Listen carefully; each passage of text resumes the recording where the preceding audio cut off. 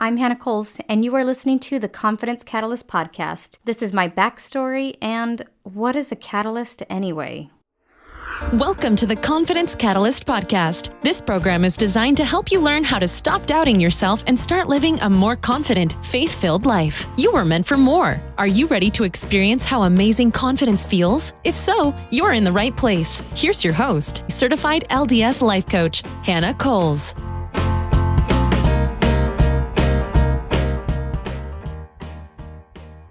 Hello, my friends. Can I just tell you how excited I am for this podcast? I had this idea spinning in my mind, and as you know, I hosted the Love at Home podcast for a while, and I really loved doing that. But there were messages I wanted to share and felt like they didn't quite fit there, and I really wasn't reaching all the people that I really wanted to speak to.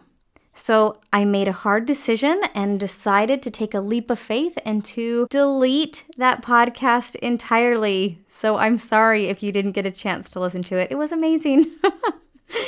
So just imagine all that time I put into it, researched every topic, wrote, recorded, edited, published, promoted, and then gone. It wasn't an easy choice at first. I really wanted to cling to all of that work, but this pull to come here spoke so deeply to my heart, and the feedback that I was getting from my clients and from my listeners, we all had this similar tone and these similar problems that I really just want to narrow in on and spend my energy and my resources where I can make a greater impact on this, and that's through this podcast, the Confidence Catalyst podcast. So I wanted to take this pre-episode and share a little bit of my story, my background, and why the name. You know, I get a lot of questions about the name, like what is a catalyst? How do you spell catalyst?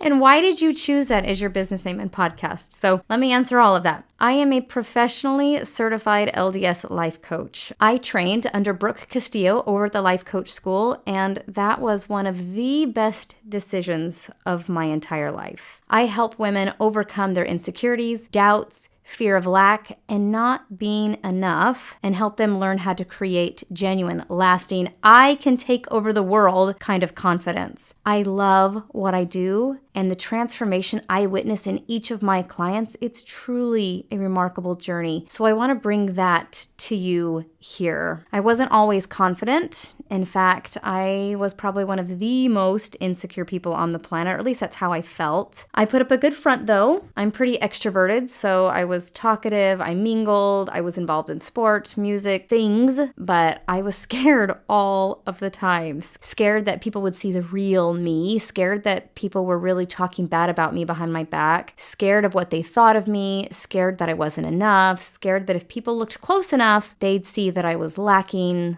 less than, broken, and not enough. When it all boiled down to it, my go-to thought or question was, what's wrong with me? Of course, this led to all kinds of problems. It showed up hindering me from getting out there and doing things that I really wanted to do. I was afraid that I'd fail trying, that I'd look stupid, that I'd feel embarrassed, that people might talk about me, all of that. In fact, I can share this one time I remember back in high school, there was this dance team I wanted so badly to be a part of. My junior year, I had a friend who was way committed to this, and she had recorded the dance, like the audition dance, back when you had to bring your giant camcorder to record it. We didn't have our tiny, sleek phones that made recording easy at the time. So she practiced and memorized the audition dance, and I really wanted to go for it too. So many days I'd go to her house and practice with her until I knew the dance pretty well too. So audition day came, and my friend was so excited, and I just had this surge of insecurity stop me in my tracks. What if I looked stupid? What if they laughed? What if I messed up? What if I failed? What if?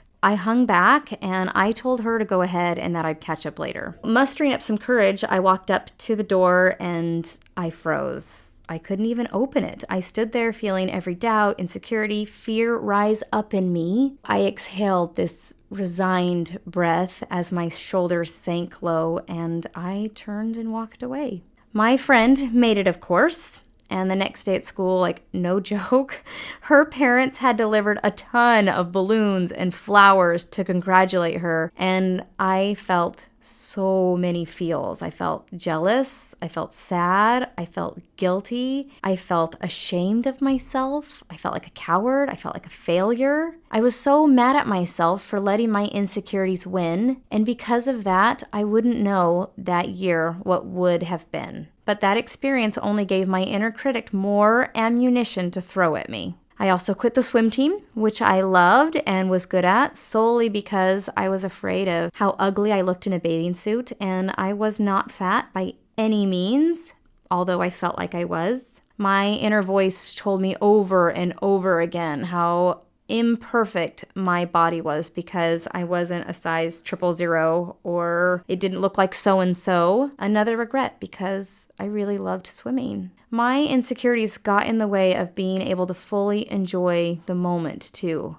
Now, it wasn't all bad, of course. Like I said, I smiled big, I hung out with friends, I was pretty extroverted, and I've always been a doer. I was the lead in the high school musical, I got the highest singers award my senior year. I was deeply involved in music, choir, jazz band, piano, and I loved being a part of all of it. But I couldn't fully enjoy any of it because I was constantly bombarded with that voice, that bully, that incessant critic inside my head, reminding me of who I really was, or who I really thought I was, I should say. For all intents and purposes, I put on a really good front. I looked confident. I looked like someone who knew what they were doing and what they wanted, but inside I felt like an imposter. I felt pretty small and insignificant. That voice stayed with me and was my constant companion for decades. That voice that told me how much I was lacking, how I wasn't smart enough, how I wasn't pretty enough, thin enough, rich enough, funny enough,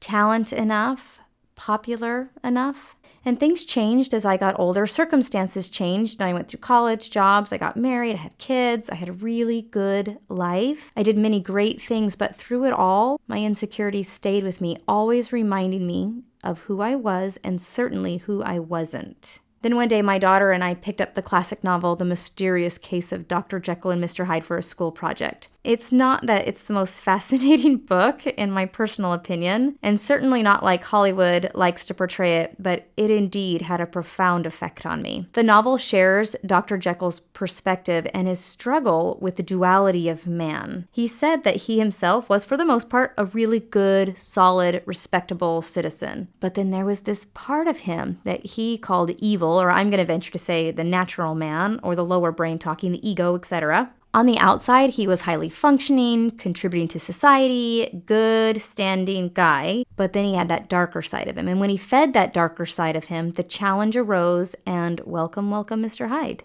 Mr. Hyde grew stronger, and the more he'd entertain those negative thoughts, the personality of Mr. Hyde became stronger. And I won't spoil it for you. Go read it if you want. But you can all guess, havoc ensued. And I found myself relating my story to his. I was a good, upstanding, contributing member of society. I was mostly inherently good and desired to be good. I wanted to be productive. I wanted to teach my kids. I wanted to raise amazing souls. I wanted to be something special. But that voice, that part of me that was insecure, scared, jealous, lacking, was always present. So I tried to drown it out, to prove to myself that I was something special or worthy. So I learned to hustle. I started groups, I started clubs, I planned activities. Whatever I did, I worked hard to make it special, and it was. Part of that is just the doer inside me and who I like to be, but part of me, that Mr. Hyde part of me, did it to work for my worth. And it was never enough. I had this war going on inside of me. The moment I'd start to feel good about myself, my inner voice was right there to knock me back down again. When someone would give me a compliment and I'd start to smile and feel those warm fuzzies inside, the voice was there again telling me that it really wasn't true. If that person knew the real you, they wouldn't have said that. It all weighed on me. I had this belief that I should be happy all the time. But when I wasn't, that just proved once again that I'm less than and lacking, that I'm not grateful enough, faithful enough, good enough. It was exhausting and lonely because I wasn't about to share these thoughts with anyone. I thought they'd be repulsed, run, tell the world how crazy I was, right? So, like Elsa from Frozen, I concealed, I hid, I continued putting on a good show, smiling, doing, trying, all the while the struggle inside raged on. Ezra Taft Benson once said, "Some of the greatest battles will be fought within the silent chambers of our own souls." It was a battle of epic proportions, and there were times I'd feel like I was gaining and winning, and times that I felt lost between the who I thought I should be and the who I wanted to be and the real human that I was. It wasn't until I found life coaching that my entire world started shifting. It was really the first time I had genuine tools, applicable tools to use to practice daily that started calming the Mr. Hyde inside. And for so long, I lived with the belief that something was just wrong with me and that I was different. And what a huge relief it was and weight lifted off of me to be able to let all of that go. The best news of all of it was that nothing external had to change for me to feel better. I didn't have to go out and become a billionaire. I didn't have to starve myself to death so I could weigh 100 pounds. I could be free, joyful, and confident just by learning to change my internal world. That was mind-blowing to me, of epic proportions. For the first time ever, it gave me all the power and control. If I didn't like something, I could change it. And I didn't know that before.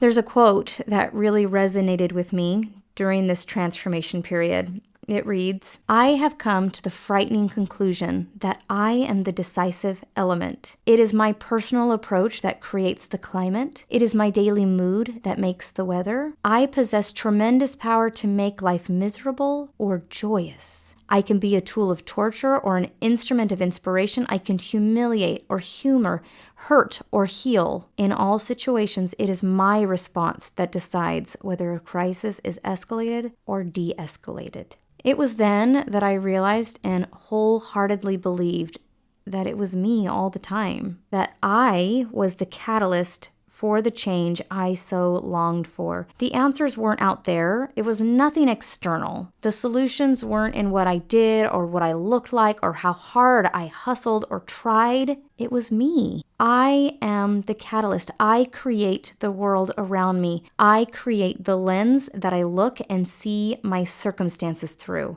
If I wanted to be more confident and break free of the shackles of my insecurities, I could. We are the decisive element for our lives. We are the only ones who can create that major shift, change, transformation in our lives. We decide our personal weather. If you don't want to be weighed down by your doubts and fears and insecurities anymore, you don't have to. Isn't that amazing news? Nothing outside of you has to change. It's you. You are the decisive element. You are the catalyst for the change you seek in your life.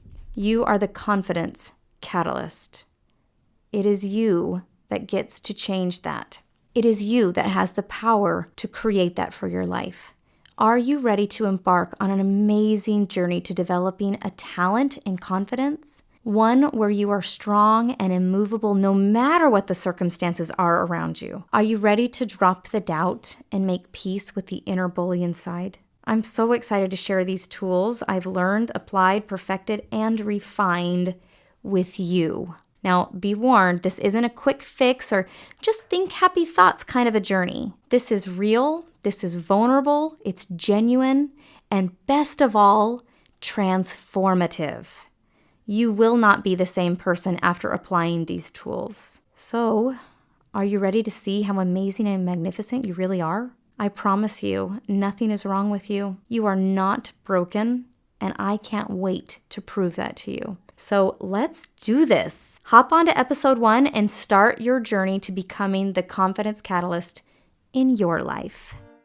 Thanks for listening to the Confidence Catalyst podcast. Check out the show notes for this episode at www.thecatalystcoaching.com. Please make sure to head over to iTunes to subscribe, rate, and review this podcast. Until next time, always remember, doubt not, fear not.